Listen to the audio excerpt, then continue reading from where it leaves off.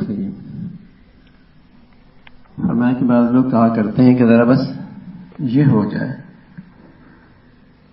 تو پھر ان دنیا کی دندوں سے الگ کر کے اللہ اللہ کریں گے.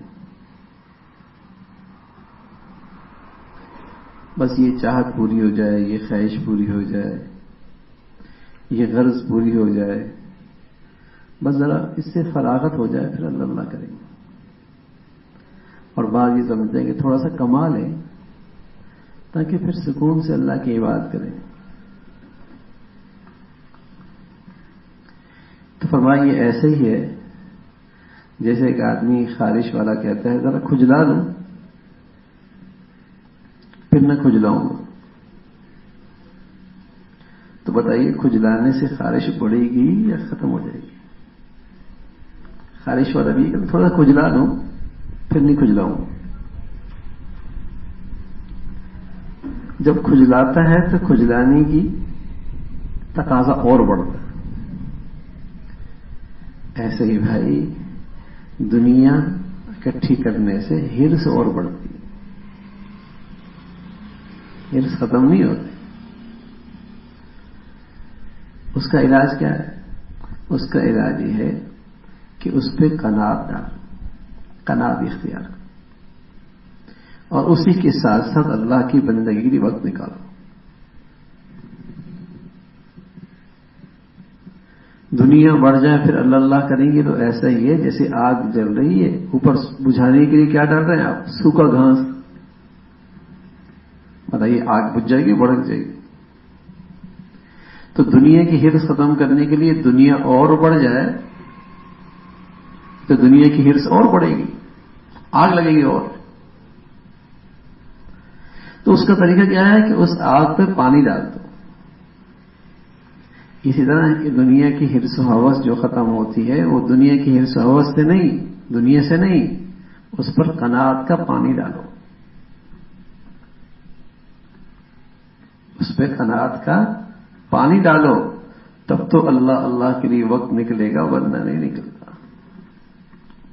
اتنے جھمیلے ہیں زندگی کے, اتنی فکریں ہیں دنیا کی کہ 24 گھنٹے میں جہاں جانا ہے اس کا کبھی خیال ہی نہیں آتا, بلکہ خیال لاتے بھی نہیں, خیال لاتے بھی نہیں. اور حالات ایسے بنا دیے گئے دنیا میں انسانوں کے کہ وہ آدمی انہی چیزوں میں الجھا رہے, انہی چیزوں میں الجھا رہے, اور مقصد زندگی کی طرف آئے ہی نہیں.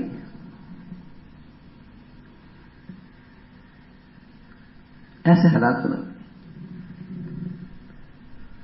معاش معیشت, اور جو فارغ ہیں جن پر معاش کی بوجھ نہیں ان کو لاؤ لاؤ, کھیل کود اتنا لگا دیا تاکہ جو زندگی کا مقصد ہے وہ سامنے آئے ہی نہیں.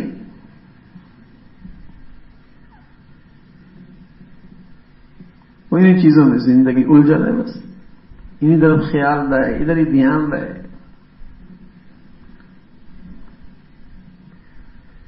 اور پھر اس کو اتنا دل و دماغوں میں بٹھایا جاتا ہے ذرائع ابلاغ کے ذریعے, اعلام کے ذریعے, خبروں کے ذریعے, تاکہ جو فارغ لوگ ہیں وہ اس میں مشغول ہو جائے.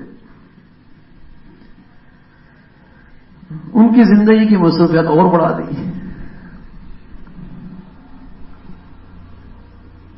اور مقصد ایک ہی ہے کہ زندگی کے مقصد کی طرف نہ, انہیں چیزوں میں الجھا رہے.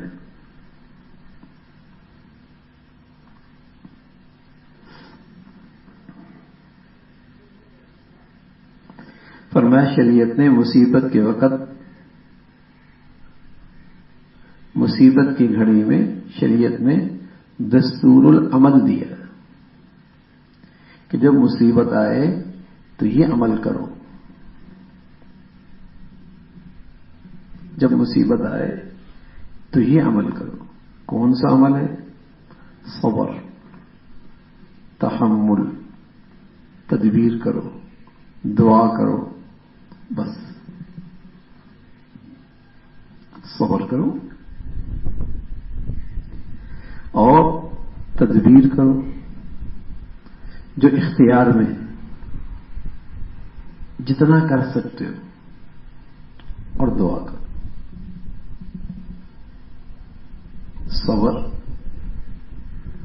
صبر تحمل، تدبیر کرو اور دعا کرو. ایسی تدبیر نہیں جو خود تکلیف بن جائے، جو اختیار بھی نہ ہو.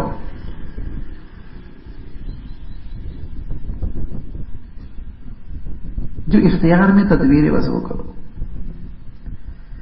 جس ڈاکٹر کے پاس جانے کا اختیار ہے نا، جتنی گنجائش ہے اسی کے پاس جو بس. جس کے پاس اختیار نہیں ہے اس کے پاس جانے کی ضرورت بھی نہیں ہے. تدبیر کہا ہے بس، باقی معاملہ تو تدبیر سے ہونا کوئی نہیں، ہونا تو دعا سے ہے، ہونا تو اللہ کی چاہت سے ہے. تو کسی بھی مصیبت میں اتنی تدبیر کرو جو آپ کے اختیار میں، اور ساتھ دعا کرو اور ساتھ صبر کرو. صبر کرو، صبر اور تحمل. صبر یہ ہوتا ہے کہ اللہ رب العزت اس کے اندر بھی خیر رکھ سکتے ہیں، اس کے اندر بھی اللہ رب العزت اس سے بھی اجر و ثواب سے نواز سکتے. برداشت ہو جائے گا. تو تکلیف کی گھڑی میں دستور العمل یہ ہے اور کوئی نہیں. لوگ صبر تو کرتے نہیں، دعا بھی نہیں کرتے، وظیفے پڑھتے، مذاہب پڑھتے.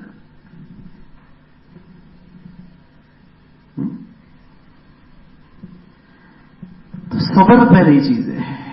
صبر اور تحمل. ان اللہ مع الصابرین، اللہ تعالی صبر کرنے والوں کے ساتھ. فَإِن يَصْبِرُوا وَتَتَّقُوا لَا يَضُرُّكُمْ كَيْدُهُمْ شَيْئًا، پرہیزگار بنو گے، صبر کرو گے، تمہارا کوئی نقصان نہیں کر سکتا. صبر.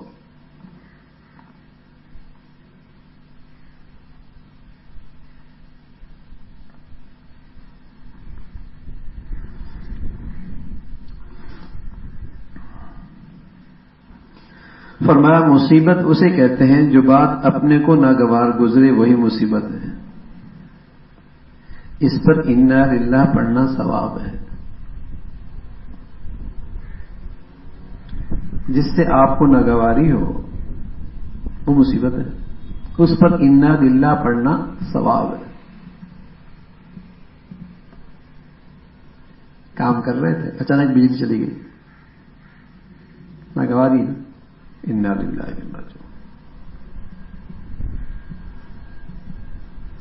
آگے ایک دم گاڑی کھڑی ہوگی، آپ نے بریک ماری، جھٹکا لگا، آپ کو تکلیف ناگواری ہوئی نا، انا للہ انا راجعون.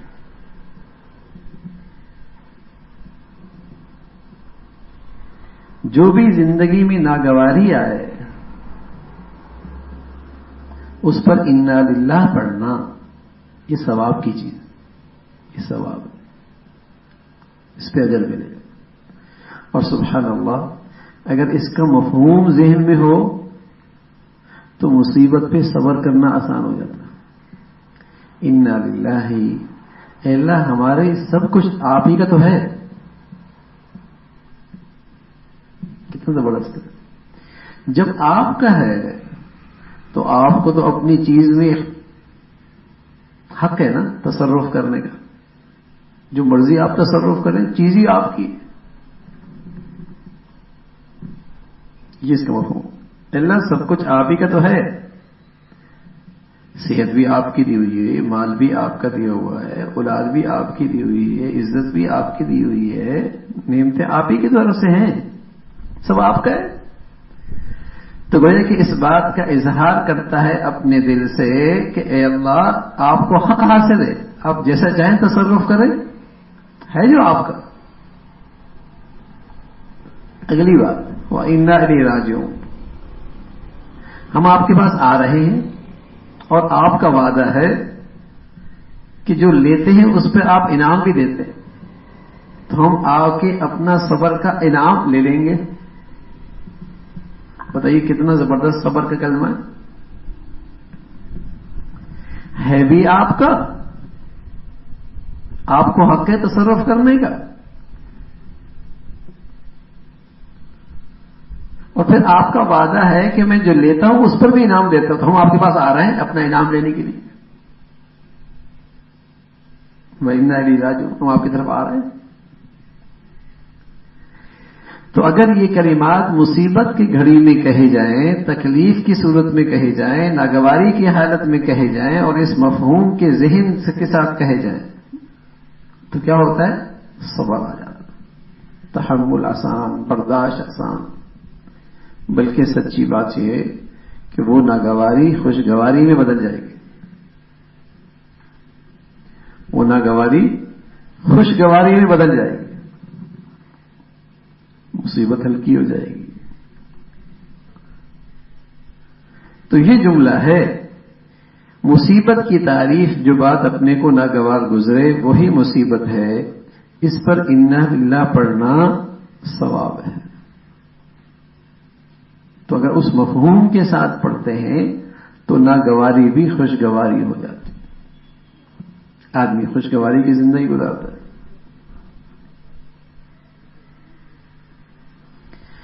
فرمایا 3 ایسے شخص ہیں جن کی مدد کرنا خدا کے ذمے.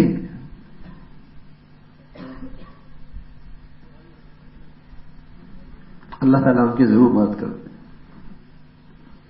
ایک اللہ کے راستے میں، اللہ کی رضا کے لیے اپنا جان مال لگانے والا، اخلاص کے ساتھ، اللہ اس کی بھی ضرور مدد کرتے ہیں. جو اپنے اللہ کے دین کے لیے اپنا جان مال اللہ کو راضی کرنے کے لیے لگاتا ہے، اللہ کے ذمے ہے اس کی مدد کرنا. اور یہ اللہ کا وعدہ ہے، ان تنصروا اللہ ینصرکم. یہ تو اللہ نے کہہ دیا، اللہ تعالیٰ کے ذمے ہے اس کی مدد کرنا، ضرور مدد فرماتے ہیں اس کی. جو اخلاص کے ساتھ اپنا جان مال اللہ کو پیش کر دیتا ہے. دوسرا فرمایا وہ شخص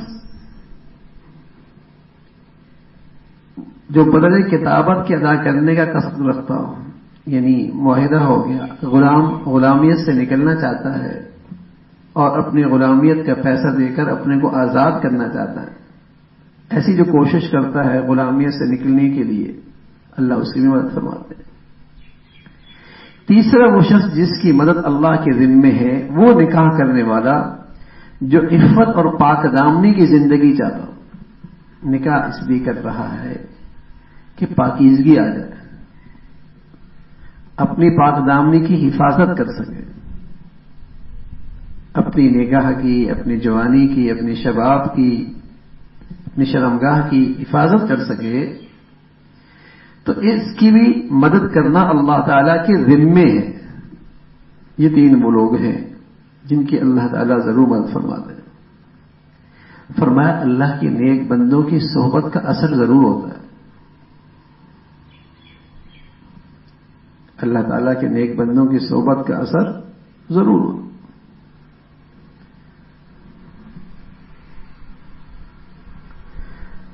اگر اصلاح کامل نہ بھی ہو تو کم از کم اپنے عیب پر نظر ہونے لگتی ہے، یہ بھی کافی ہے. اس کی برکت سے کبھی نہ کبھی توبہ کی توفیق مل جاتی. اگر اصلاح کامل نہ بھی ہو، کم سے کم اس صحبت کی برکت سے آئینہ سامنے آ جاتا ہے کہ کہاں کہاں غلطی ہو رہی ہے، کہاں کہاں گڑبڑ ہے. اس کی برکت سے کبھی نہ کبھی توبہ کی توفیق مل جاتی. ورنہ جو ان ماحولوں سے دور ہوتا ہے وہ بڑا مطمئن ہوتا ہے اور بہت اطمینان سے کہنا ہم کون سا غلط کر رہے ہیں، غلط کون سا کر رہے ہیں. اور جو اپنے سے اچھوں کی صحبت میں بیٹھتا ہے اس کی کیفیت کیا ہوتی؟ نافقہ حنظلہ، نافقہ حنظلہ. حنظلہ تو منافق ہو گیا. اب حضرت حنظلہ حضور کی صحبت سے اٹھ کے جا رہے اور اپنے سے بڑی دینداری کا ماحول دیکھا، تو اس میں ذرا سی کمی دیکھی تو فوراً کر نافقہم لہم نافقہم. حضرت عمر فرمایا کرتے تھے رضی اللہ تعالیٰ عنہ حضرت حذیفہ ابن یمان سے کہ یہ بتا دو کہ حضور نے جو تمہیں منافقین کے نام بتائے ان میں میرا نام تو نہیں ہے. سبحان اللہ. یہ خوف خدا کیوں ہے؟ اپنے سے اچھوں کی دینداری اور صحبت نصیب تھی.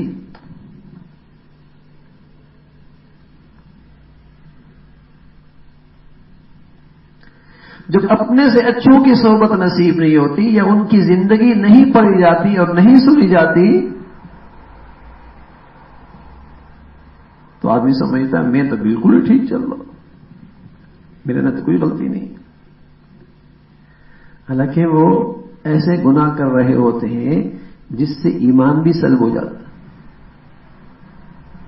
مثلا فجر نہیں پڑھ رہا, حضور نے فرمایا فجر وہ نہیں پڑھتا جو ہندو ہوتا ہے, جو سکھ ہوتا ہے, جو عیسائی ہوتا ہے.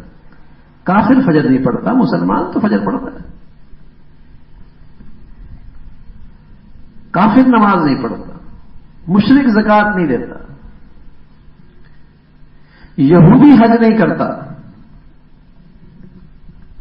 مسلمان تو نماز پڑھتا. اب یہ وہ عمل کر رہا ہے جو ایک کافر کرتا ہے, لیکن اسے یہ احساس نہیں. کافروں کا سا عمل کر رہا ہے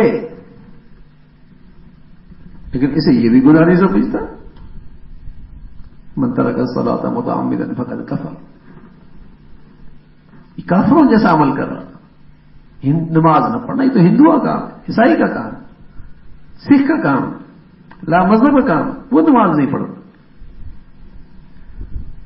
اتنا بڑا گناہ کر رہا ہوتا ہے لیکن احساس نہیں ہے. کیوں؟ ماحول جو نہیں ہے.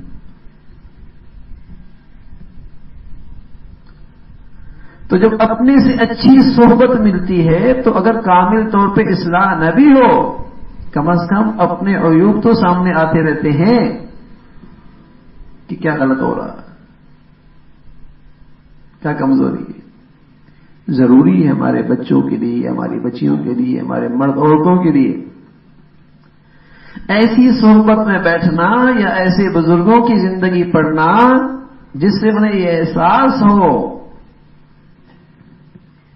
کہ ابھی بہت کچھ باقی ہے, بہت غلط ہو رہا ہے, ورنہ تو آدمی مطمئن ہوتا. لیکن چونکہ ہمارا اٹھنا بیٹھنا اس ماحول میں ہوتا ہے جو ہم سے بھی دین کے لحاظ سے گری ہوئی ہوتے ہیں. اگر ہم 4 نے 1 نہیں پڑھتے, 4 پڑھتے ہیں تو ہم تو نہیں دیکھتے نا جو 5ویں بھی نہیں پڑھتا.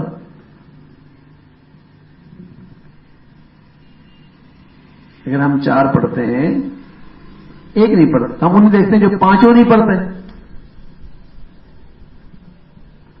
ہم تو پھر انہیں دیکھتے ہیں ان کے مقابلے میں ہم بزرگ جیسی بیچاری دوپٹہ کر رہی ہوتی ہے وہ نہیں دیکھتی جن کے جسم پہ کپڑے بھی نہیں تو اپنے آپ کو ولی اللہ سمجھتی ہے.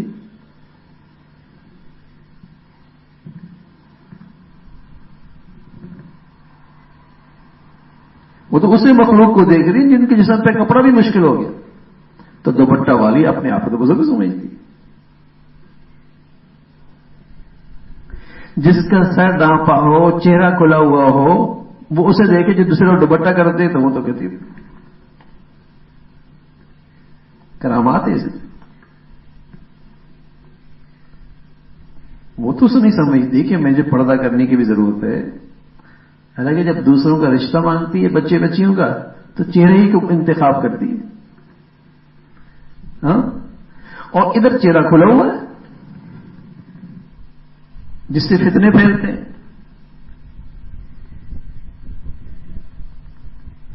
لیکن وہ بیچاری ایسی مخلوق دیکھ رہی ہوتی ہے جن کے جسم پہ کپڑے نہیں, سر پہ دوپٹہ نہیں, تو اس کے لیے تو سر ڈھانپنا ہی بہت بڑی بزرگی ہے نا.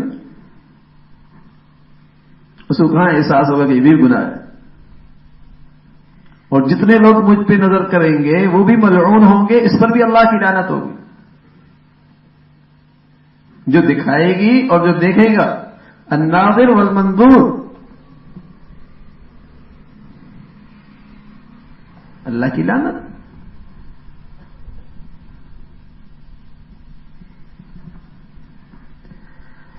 فرمایا فرمایا نیک لوگوں کی صحبت کا اثر ہوتا ہے، بزرگوں کی صحبت سے اگر اصلاح کامل نہ بھی ہو تو کم از کم اپنے عیوب پر ہی نظر ہونے لگتی ہے، یہ بھی کافی ہے، اور یہ بھی اصلاح کی چابی ہے، یہ بھی اصلاح کی چابی ہے،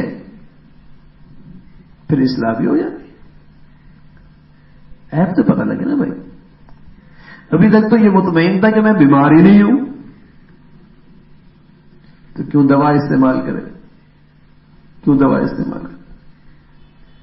احساس ہو جائے کہ میاں بہت بڑی بیماری لگی ہوئی ہے، تکبر ہے اندر، ریاکاری ہے، کینہ حسد ہے لوگوں کا، اور سب سے موذی مرض دنیا کی محبت رچی بسی ہوئی ہے۔ حب الدنیا رأس کل خطیئہ، دنیا کی محبت رچی بسی ہوئی ہے، زندگی کے سارے فیصلوں میں دنیا ہی کو سامنے رکھتا ہے، آخرت نہیں۔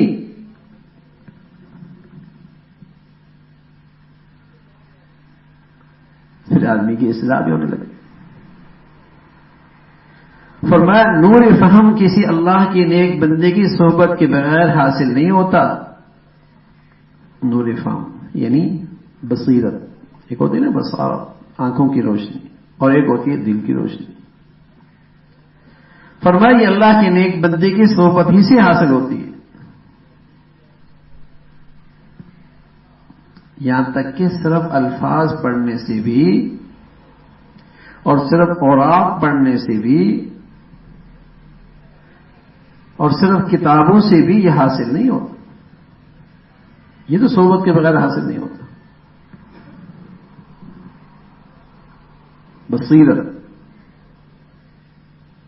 جنہیں اللہ رب العزت یہ نصیب فرما دے یہ صحبت، ان کی سمجھ میں اور جو ان کی صحبت کے بغیر ہوتے ہیں، دونوں کی سمجھ میں زمین و آسمان کا فرق ہے، زمین و آسمان کا سمجھ ہی خراب ہو گئی، ان کا عقل نتیجہ ہی غلط دیتا ہے۔ اچھے خاصے دیندار، نمازی، تہجد گزار، روزے حج، صحبت نہیں، ان کی سمجھ غلط۔ ہم دیکھتے ہیں یہ بات کھلی آنکھوں سے نظر آتی، اچھے خاصے نمازی، حاجی ایسے لوگوں کے معتقد ہوتے ہیں اور ایسے لوگوں سے متاثر ہوتے ہیں جو 100% بے دین ہوتے ہیں، اور وہ کھلے کبائر میں مبتلا ہوتے ہیں، لیکن ان کی زبانوں پہ ان کی بھی تعریفیں ہوتی ہیں، کھلے کبائر میں اعلان اللہ کی نافرمانی کر رہے ہوتے ہیں۔ اب یہ نمازی حاجی اس کی بھی تعریف کر رہا ہوتا ہے، اس کی بھی حمایت کر رہا ہوتا ہے، ایک دم چھپ کے گناہ کر رہا ہوتا، کھلے گناہ کر رہا ہے۔ اور حضور فرمایا کر رہے تھے کل امت معافی الا المجاہرین، میری ہر امت کی معافی ہے، لیکن جو اعلان گناہ کرتا ہے اس کی معافی نہیں۔ لیکن جب یہ صحبت نہیں ہوتی تو سوچ میں بہت فرق، آدمی ظاہری عمل کے لحاظ سے تو دیندار نظر آتا ہے، لیکن سوچ اور فکر کا گمراہ ہوتا ہے، سوچ اور فکر کا گمراہ ہوتا ہے۔ اور یہ سوچ اور فکر میں سلامتی اور یہ بصیرت بغیر کسی اچھی صحبت کے، جس پر اعتماد، محبت، عقیدت ہو، اس صحبت کے بغیر نصیب نہیں ہوتا، یہ سب نصیب نہیں ہوتا۔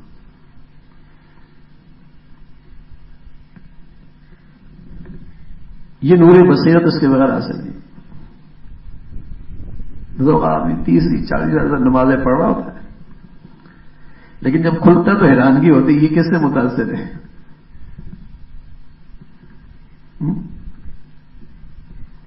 اس کو تو صحابہ کی زندگی پر اعتماد نہیں، فقہاء کی زندگی پر اعتماد نہیں، حدیث پر اعتماد نہیں، علمان والحفیظ، رحمان والحفیظ، ایسی گمراہیوں میں مبتلا ہو، صحبت نہیں،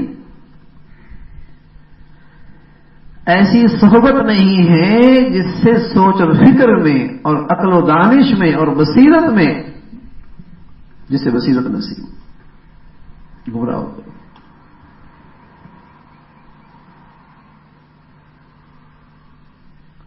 اور نیک صحبت مل جائے کسی اللہ والے کی، اس کی برکت یہ ہوتی، عمل میں کبھی خطا ہو بھی جائے لیکن سوچ اور فکر میں بڑی سلامتی ہوتی، وہ کسی گمراہ کا پیروکار نہیں بنتا،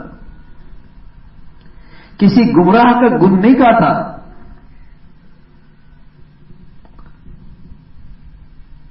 ہمارے ایک بزرگ تھا علی میاں رحمۃ اللہ علیہ، فرمایا کرتے تھے کسی گمراہ آدمی کو بیت اللہ کا پردہ لٹکی ہوئی اسے کو پکڑ کے زاروں قطار ہو رہا ہو، تمہاری عقل و دانش ایسی ہونی چاہیے کہ فوراً پہچان لو یہ گمراہ ہے، تمہیں فوراً پہچانو کہ یہ گمراہ ہے، دھوکہ نہ کھاؤ کسی سے،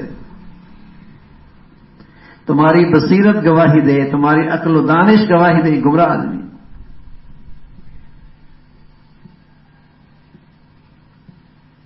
کسی بہروپیہ سے آدمی متاثر نہ ہو، لیکن یہ اس وقت تک حاصل نہیں ہوتا جب تک کہ اسے کسی اللہ والے کی صحیح عقیدت محبت صحبت نہ ملے، اس سے بصیرت نصیب ہوتی ہے، اس سے دل کی آنکھیں کھلتی ہیں۔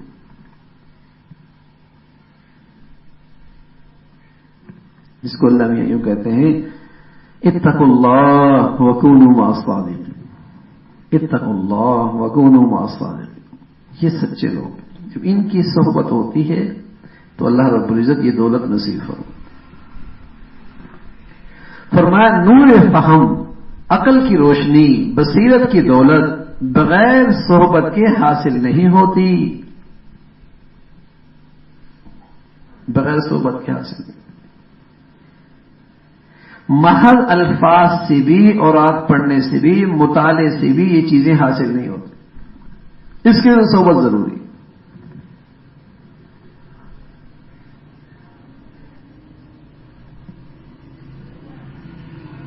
اس لیے باطل کی پوری کوشش ہوتی ہے کہ علماء کا، عوام کا ایسے علم والوں سے اور ایسے لوگوں کی صحبت سے تعلق نہ رہے، پھر یہ ریوڑ ہے کوئی بھی بھیڑیا آ کے اسے اچک لے گا، آسان ہو جائے گا۔ جب یہ تعلق نہیں ہوگا اور یہ صحبت نہیں ہوگی تو یہ وہ ریوڑ ہے جو بغیر نہگبان کے ہے، کوئی بھی بھیڑیا آ کے اچک کے لے جائے گا۔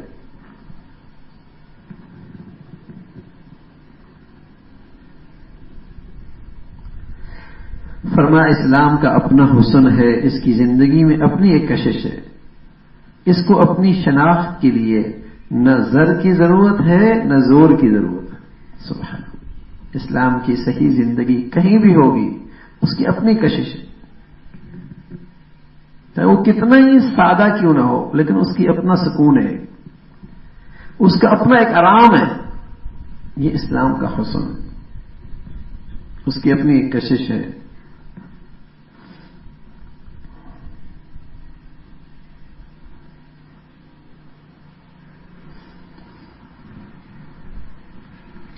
فرمایا اصل مصیبت وہ ہے جس سے دل پریشان ہو اور بے چینی پیدا ہو، تب جو شخص بیمار ہو اور دل کو پریشان پاوے، اس کے حق میں یہ مرض مصیبت ہے۔ اگر دل پریشان نہیں بلکہ صابر شاکر ہے تو یہ ہرگز مصیبت نہیں بلکہ یہ آزمائش تو درجات کی بلندی کا ذریعہ ہے۔ سبحان اللہ، پیمانہ آ گیا کہ مصیبت رحمت ہے یا زحمت، کسوٹی آ گئی کہ مصیبت رحمت ہے یا زحمت، کسوٹی آ گئی کہ مصیبت رحمت ہے یا زحمت۔ اگر دل پریشان اور بے چین ہے تو یہ مصیبت زحمت ہے، اگر دل پریشان نہیں بلکہ دل و جان سے صابر اور شاکر ہے تو یہ مصیبت بصورت زحمت حقیقت میں رحمت لگ رہی ہے، زحمت حقیقت میں رحمت ہے، یہ درجات کی بلندی کا ذریعہ ہے۔ تو اصل مصیبت وہ ہوتی ہے جس سے دل پریشان ہو، دل بے چین ہو، اور اگر دل میں صبر اور شکر ہے سبحان اللہ تو یہ مصیبت تو درجات کی بلندی کا ذریعہ ہے، اللہ تعالیٰ کے قرب کا ذریعہ ہے۔ ایسی مصیبتیں تو ولیوں پر بھی آتی ہیں، ایسی مصیبتیں تو نبیوں پر بھی آتی ہیں، ایسی مصیبتوں تو صحابہ پر بھی آئی ہیں، ایسا مصیبتیں تو اللہ کے نیک بندوں پر بھی آتی ہیں۔ دیکھنے میں وہ مصیبت ضرور لگتی ہے، لیکن حقیقت میں اللہ کی رحمت ہوتی ہے، کیونکہ وہ صابر ہوتے ہیں، وہ شاکر ہوتے ہیں، اس سے ان کا دل چین بے چین پریشان نہیں ہوتا، مطمئن ہوگا، مطمئن ہوگا۔ اللہ تعالیٰ بھائی ہمیں بھی ایسی دینداری نصیب فرما دے۔ یقین جانے اگر ایسی دینداری نصیب ہو جائے نا تو آدمی دنیا میں بھی جنت کے مزے لیتا۔ ظاہر ہے دنیا میں دو ہی حالت ہوتی ہے، یا آرام میں یا مصیبت میں، دو ہی حالتیں ہوتی ہیں، لیکن جس کی مصیبت بھی رحمت بن جائے جنت ہے۔ دنیا میں دو ہی حالتیں نا، یا تکلیف میں یا آرام میں، اور جس کی تکلیف کے اندر بھی رحمت ہو تو مزے ہی مزے نا پھر۔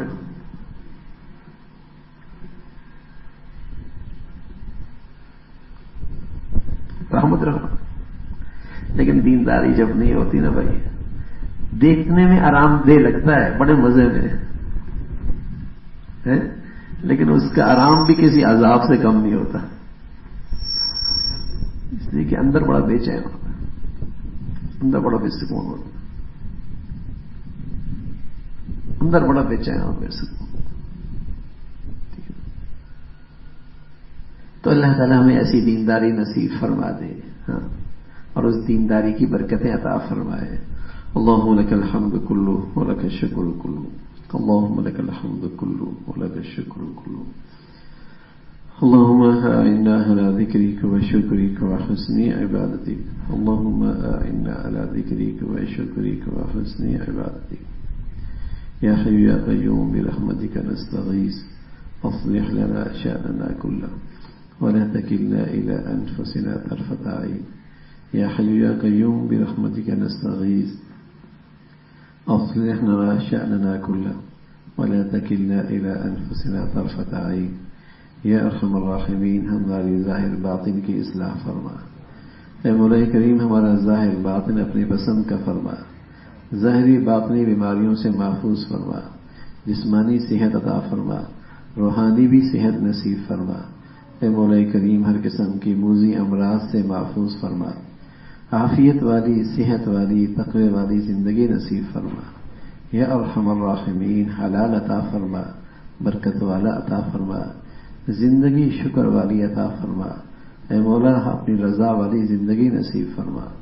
اے مولا کریم ہر حال میں اپنی رضا پہ اے اللہ اپنی راضی رہنے کی توفیق عطا فرما۔ ربنا تقبل منا انك انت السميع العليم، ربنا تقبل منا إنك أنت السميع العليم وتب علينا إنك أنت التواب الرحيم، وصلى الله على سيدنا محمد وعلى آله وأصحابه أجمعين برحمتك يا رب۔